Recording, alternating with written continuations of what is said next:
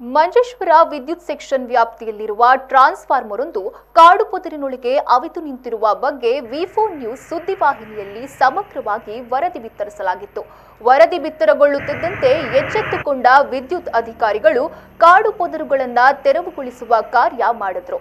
ಹಲವಾರು ಸಲ ಸ್ಥಳೀಯರು ಈ ಬಗ್ಗೆ ದೂರುಗಳನ್ನು ನೀಡಿದರೂ ಸ್ಪಂದಿಸದ ಅಧಿಕಾರಿಗಳು ವರದಿ ಪ್ರಸಾರವಾದ ಬೆನ್ನಲ್ಲೇ ಕರ್ತವ್ಯಕ್ಕೆ ಮುಂದಾಗಿದ್ದಾರೆ.